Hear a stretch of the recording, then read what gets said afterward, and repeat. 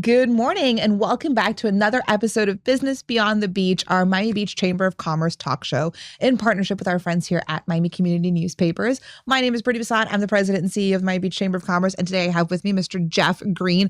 Jeff is the force behind 84 West Events. He's also a board member of the Miami Beach Chamber of Commerce. Jeff, it's a pleasure to have you here. Well, thank you, Brittnie. Good morning to you and to everybody else as well. That's amazing. So, like I said before, you are the force behind 84 West Events, and anyone that has done anything with Miami Beach Chamber of Commerce, like they know you. You're synonymous with our chamber. You've been with the chamber for a while. You've been a proud member for how many years? 2009. So, my goodness, don't make me do math on first thing in the morning on camera, but a long time. a long time. But yeah. I feel like now I have to do it like 16 years. 16 years. Did I get that right? Yes. Okay, good. Yay. A+ in math. So you've been a member for 16 years. You recently joined the board of governors. Correct. But 84 West Events. Let's talk there's so much that you do. Let me say one thing, first of all. I'm the face of 84 West Events, and I'm a force with 84 West Events, but the real force is my wife, who you never see. She almost never comes to events and all that. But I can honestly say that I have not. Yeah, I have not. But shout out to, what's your wife's name? Debbie. Debbie. Shout out to Debbie, the real driving force behind 84 West Events. She's certainly, a backbone, forebone, I don't know, whatever you want to say. She's she's a very smart businesswoman, always has been her whole life. Having been in the C-suite in the Fortune 500 for a period of time, having owned her own businesses with her family, and eventually, after we started having kids, deciding she wanted to be closer to home, and she got involved with the business with me. So I did start the company back in 1979. I was only 15 at the time, so wow. So I started the company as a kid, and it was not my first business. So my first business I started at the age of 9. Was it a lemonade stand, Jeff? Not a little lemonade stand. I had an import-export company at the age of 9? You just derailed half my questions, but please tell me more. So I'm half Dominican, and my mom and her whole family is still in the DR. My mom was the only one to come to the United States. She married my father, who was American, and he was running the Dominican airline. That's how they met. And when they got married, she was in medical school. She came to the country, and next thing you know, I've got that Dominican root. So growing up, my summer camps weren't going up to the Catskills and the mountains up north like all the other kids. Instead, my summer camp was being shipped down to the DR. And Dominican Republic were being exported to the DR. Exported to the DR, yeah. But I have a wonderful family down there, still do. But the cool thing was the DR, they're known for their sugar crop, right? That's was certainly the biggest crop at the time. And one of the things that was produced in the DR was double bubble bubble gum. Really? Double bubble gum with real sugar. Okay. Okay. So I would call it the crack of the day. And I would come back from my summers in the DR and bring back a case of bubble gum, and usually within the first couple of weeks of school, it was gone because all my friends, can I have a piece? Can I have a piece? So I decided one day to get smart and say, I'll sell it to you. There you go. And I started selling a piece of double bubble gum, imported bubble gum at 5 cents a piece, when you can go to any ice cream truck that came in the neighborhood or the local drugstore and get gum for a penny a piece. But it wasn't aspartame; it was real sugar. So I had a very successful business selling them, and it was selling out so fast that I just had to keep importing them and selling them in school out of a briefcase. Here I'm a kid in middle school with a briefcase. By the time I was in middle school, you open it up and it's just a bunch of gum. Oh my god! A bunch of gum, yeah. That's amazing. In retrospect, today. Listen, at the time you could do things like that and get away, and I remember a vice principal coming up to me and saying, listen, you can't be selling gum during school, because we're finding gum stuck under all the I was tables, about to say, oh my goodness, could you imagine? Gum everywhere in the school. Yeah, so then I decided, it was tragic losing my locked-in market that I had at school. Well, no, more specifically, just my school kept me busy. Consumer. So when the ice cream truck, and back then we had ice cream trucks going down all the neighborhoods and stuff. So our local ice cream man, I said to him, hey, I got all this gum. I said, and their school's not letting me sell it at school anymore. Would you be interested? And we worked out a deal where I was wholesaling it to him, And because it was selling at 5 cents a piece versus the penny a piece stuff that he was selling, and he was making more profit on it, and I was making a profit on it. Next thing you know, he's telling all the other ice cream truck guys that he deals with, hey, I got this kid who's bringing this gum in from the DR.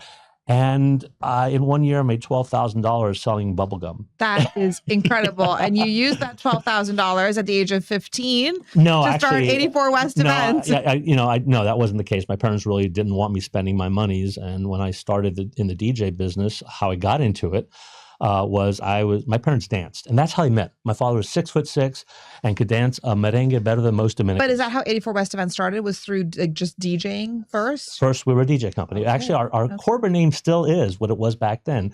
Party Time DJs Inc. is our corporate name. That's what we are, still registered with the state of Florida. 84 West Events is a DBA of Party Time DJs Inc.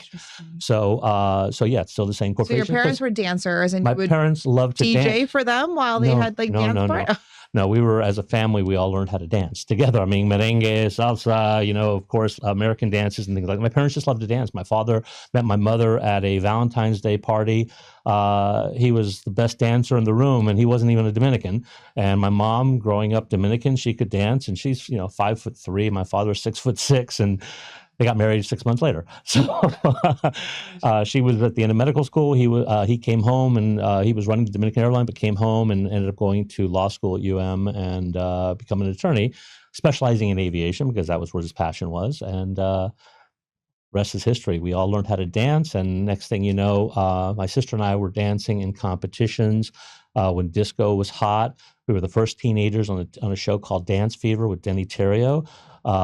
Because we were winning every week, the competitions leading to the tryouts for the show, we were winning at these adult nightclubs, but we were both tall, so nobody ever, ID'd us going into the clubs. Oh my goodness. And we got to do the audition, and that's a whole long story in itself I won't go into, but basically at some point they put us on the show and got to premiere on the show as, hey, disco is so hot, teenagers are doing it. So now I'm exposed to music. I love music. I do. We had a neighbor who worked for Warner Brothers, and her Christmas party every year had a DJ. And the DJ, after my sister and I were on Dance Fever, the DJ says, "Hey, can you teach people how to dance? You can teach them some really cool dance steps." Disco was so hot. This was circa about 77, 78, I think it was. And sure enough, my sister and I are at the party teaching dancing. But in between, I'm looking at his equipment, and the guy says to me, "Hey, would you like to learn how to play with this stuff?" I'm like, "Sure." And that was the beginning of the DJ. And that was it. And that's now evolved into a suite of things. So tell me a little bit about what 84 West Events offers, because I don't think a lot of people really know the scope and the breadth of what you can do with event production. I mean, if we can build it, you can do it. Or if we can dream it, you can build it, actually. Yeah, and it was a dream. I mean, when I started in this business, it wasn't a business. It was a hobby, if you will. In fact, when we incorporated in 1979, there weren't 20 DJ companies in the entire state of Florida, let alone in every neighborhood there seems to be these days.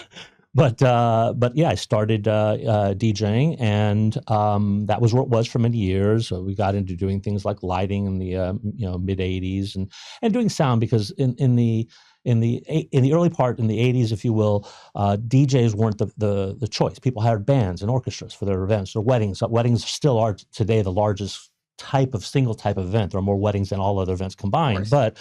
We focused on the wedding business that we could, and it was always like, the VFW Hall, or whatever, the Knights of Columbus Hall. Those are the weddings that we were getting. Somebody's backyard wedding. It wasn't until right about 1990 that there was a huge shift in people saying, hey, the DJ has a large variety of music. They're playing the songs we know and we like, not somebody's imitation of it. You don't get a female singer singing a male's voice because the band's lead singer is a female. You get the original artists and things. So DJs started growing in popularity right around 1990. But before that, I had been building the business. I had already built it up to multiple DJs working with me by 1990, and then I started going to DJ conventions. The first ever DJ convention was in 1990, and I found out that what we were doing here in South Florida was being done all over the rest of the country as well, in different markets. More specifically, the Northeast and South Florida. For some reason, we just had been doing the same thing with never having spoken to each other. The interactive DJ. I was the guy who was out there, at every party on the wire. I had a wireless mic when I first got in the business. That one piece of equipment cost me $1,500 when most DJ equipment didn't cost $1,500. Right. But that one piece. But it was the investment that took it to the next level. Took it to the next level. Yeah. And I got conferences and meetings where, hey, it's 2 speakers and somebody can control it and a wireless microphone and we were doing meetings. So I would get conferences and meetings where I could, they could use my sound system and I would play music for breaks for things, walk-up music for awards. And I taught my DJs this. I used to have a course where I taught DJs how to become professional entertainers, not human iPods. Today, that's kind of the a chip that I have in my shoulder about DJing is that I think most DJs today are human iPods. They stand there, they play music. They may be good at playing music, right? But there's a whole other component that comes in, which I want to talk to you about. I still want to still get the scope of everything that 84 let me hit it quickly. I can hit that quickly for you. But I also want to talk too, because what you're saying is great. It's about bringing that charismatic energy to DJing, but not just DJing, but everything that you're doing with 84 West events, because I really do see you as I don't know if event production necessarily. I mean, you do a lot. You work in that field. We use a term. We call ourselves, an event production company because production kind of encompasses more than just saying you're a DJ or you're a photographer or you're a video or you're doing design and decor or you're doing planning, because it's all of that. Yes. All of that creates the overall production. And whether it's a bar bat mitzvah, whether it's a wedding, whether it's somebody's birthday party, whether it's a corporate event, they all have those same elements. Right. Just which one takes priority depends on the type of event it is. Absolutely. But all events have that level of, they all have those same elements. And as a company, we're one of the first ones to sort of in South Florida, because we've been doing it for many years, we're one of the first companies to sort of be an all-inclusive. I'm not going to use the term one-stop shop because it sounds low end, but one source solution. And that's what we are for most everything. In fact, we often will say, when people do ask us, so what do you do? And if you got that little 20-second elevator speech you have to give, I'll say, well, we do everything for your event except for the food and the venue. Because we don't do catering and we don't do the venue. Right. So, but everything else we can do, and in some cases we partner up with other people. We'll bring in those elements as necessary because, we know we can't do everything exactly ourselves, but by bringing in good partners, and we're happy to do that. And we let our clients know. We don't say, oh, we're doing it all. We may manage it all, but our clients know if we're renting furniture from they know who the furniture company is, right? Because oftentimes we're not going to even upsell that service for an additional profit. We're passing on the fee of that service. So we want the client to know. And some kinds, if they want to pay them directly, that works out best for us too. Mm-hmm. So we're happy to share the wealth, so to speak, because the goal is the smiles that are on people's faces at the end, the memory that's created. I want to see people looking back 20, 30 years from now and saying, oh man, that was such a great time we had. Yeah. So one of the, because you do so much and we've worked with you. I mean, you are one of our, you're on our board, you're a longstanding member over 16 years and counting. And you're just so ingrained in our Miami Beach community and you're so easy to work with. I was born in Miami Beach, by the way. There you go. Yeah. There you go. You're so easy to work with and you're part of that community. So we love working with you. And like I said, anyone that comes to a Miami Beach Chamber of Commerce event, they know, 84 West events. One of the most, innovative, because I feel like it's been around now for a while, but one of the most fun, unique things I think that you've brought to our events that we love, that's really sort of now become a standard, is this incredible technology that your photographers use. Yeah. And I'm going to let you talk. I could talk about it all day long, but I want to let you talk about it. And why did you, how did you find out about it? Why did you make the decision to invest in it and bring it to the suite of things that you offer? Tell me about that, because it's really incredible. But explain to our viewers what it is. Right. We're talking about Spot My Photos is a service that we offer. And I'll be upfront. I didn't create it. A friend of mine, Ryan Jacobs, he's the one who created it and got me involved right at the ground floor. And I became a cheerleader from the very first time I saw it because I saw the potential in it. And I've grown my whole business over the years by always looking for the potential.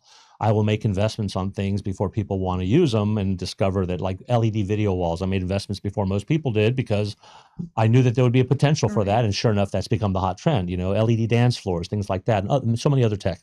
So Spot My Photos was one of those when, a good share of our business, we were at one point the largest wedding company in the state of Florida, doing over 1,200 weddings a year. And after the pandemic, we had a big pullback and said, you know what? Weddings are getting tougher because everybody's trying to DIY everything, and some things there needs to be professionals doing. So when everybody's pulling out a cell phone and taking their selfie cameras and things like selfie pictures and all that, and then the value of a real photographer, a professional who's gone to school and studied photography and things it becomes a commodity. It becomes like, well, what's the cheapest price to take pictures? It's not about what can you create memories for me. So when I saw this, I thought, this is a category changer. This is going to change the scope of how you capture pictures because people want instant delivery today. Right.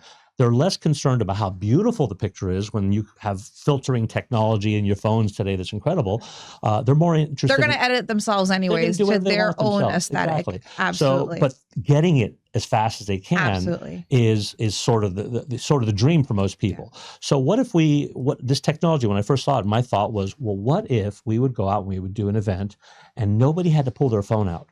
Okay, nobody had to pull out their phone to take a picture. Yep. Instead, you have one or more photographers with this technology, with a camera that has a lens that's this big around, as opposed to the little lens that's that big on a cell phone. It's got a lot more light. It lets in more of the ambient. And it's being handled by a professional. And it's being handled by a professional who knows how to compose the picture, knows lighting, knows the aesthetics, et cetera, et cetera. And now you've got facial recognition technology built right in. Well, it's actually it's AI area recognition. So it's not just facial. It's not just looking at your face. It's actually looking at everything from just below your shoulders, past your shoulders, up, above your head, and around. And that's how it's able to form a full 3D in the technology. If you were to look at it on the scope, it's creating like a 3D construction of your face and everything in that area. So that's why when we take a picture of a group of people and somebody's walking behind them, happens to me all the time. The side of their face, and they pop all the time. I get these photos. I'm like, I wasn't in that photo, and then I zoom in on the background. I'm like, oh, there I am. Yeah. Actually, what's funny, we had one of the pillar dinners at. I remember someone was in. We had a slideshow playing, and they were in their face was in the slideshow, and Spot My Photos picked it up and sent it to them because so the way that the technology works, it's that recognition, that AI recognition, and it builds that 3D photo or that 3D picture, and then you enter in your phone number, and it gets immediately sent to you, and it's an incredible tool. It is a game changer for events. We can't host a Miami Beach Chamber of Commerce event anymore without Spot My Photos, because I think there would be just absolute pandemonium if people didn't have Kevin or one of your photographers taking their photo and getting it immediately to their phone. And case in point, a couple of weeks ago at Room, where unfortunately the cell phone signal there is horrible. There are some challenges. There's some challenges with Wi-Fi, but you have to have signal, obviously. So we were connected to the Wi-Fi, so all the images were being uploaded, but most of the guests were connected to their cell phones, and in that building, the cell phone signal was a challenge. So but with people were like, I didn't get my picture. They were so worried. Moments later, they hadn't gotten their picture because they were so used to having it in 7 to 10 seconds. Minor challenges. I know. We've spoiled our members at Miami Beach Chamber of Commerce with instant photo delivery, and that's brought to you courtesy of Jeff and 84 West Events. And I think that that's such incredibly innovative technology, and I really, really, really like that. So looking forward, what do you think the next thing is? What do you think that next piece of like innovative, fun technology that you're going to bring into 84 West to take it to the next level? What do you see that being? I see a mobile video like this, the blogging that we're doing here, the vlogging. I see a mobile version of that as being something that people are going to want as an activation.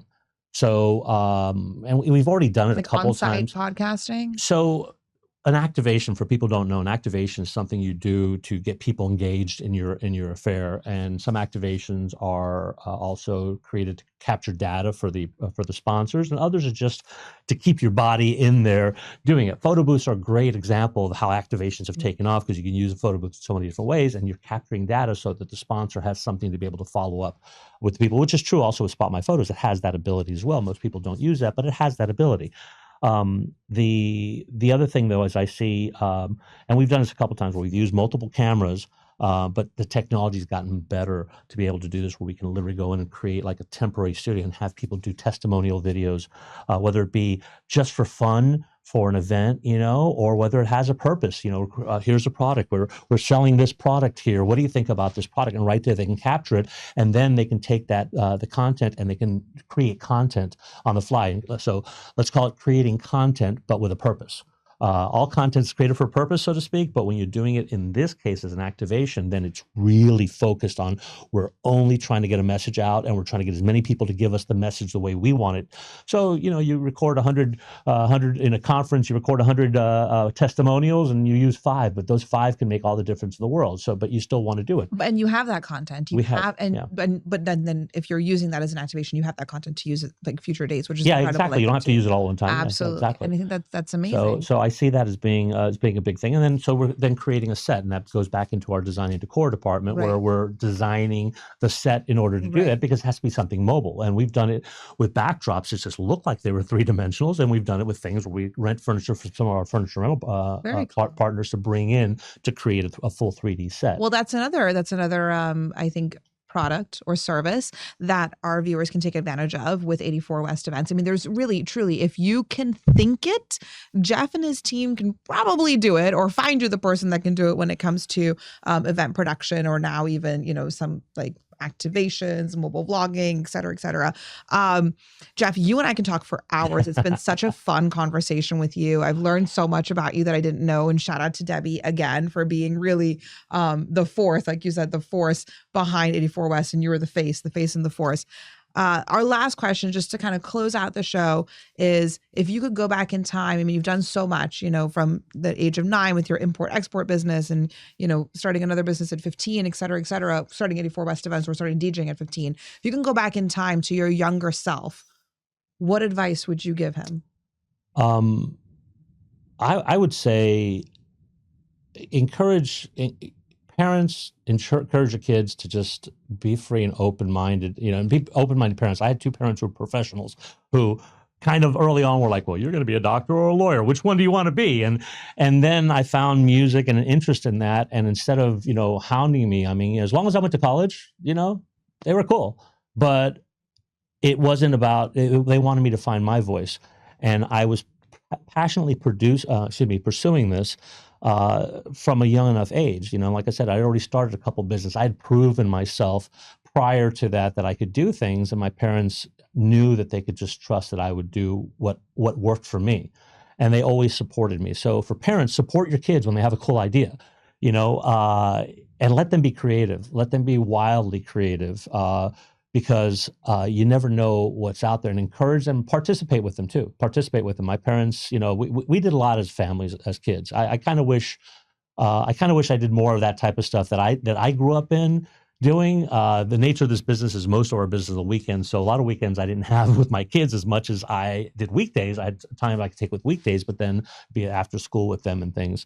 But that's okay. Make the most that you can with your kids. Do things with them. Be creative, and encourage their creativity, because A, it's going to bring your family closer together, but B, you're going to see that kids have amazing things in their minds. And also, please encourage them to be good in school, to educate. They don't have to be A students. They just have to be students who love what they are doing in school. And that's the most important thing. I think that's a great way to end our show. Parents, encourage your kids, support them, and kids, dream big. Like, you have no idea what you can accomplish and what that next great thing's going to be. So I love that. I think it's an incredible message to end our show with. Thank you so much for joining us. This has been another episode of Business Beyond the Beach in partnership with our friends here at Miami Community Newspapers. Thank you so much for joining, and we'll see you next week.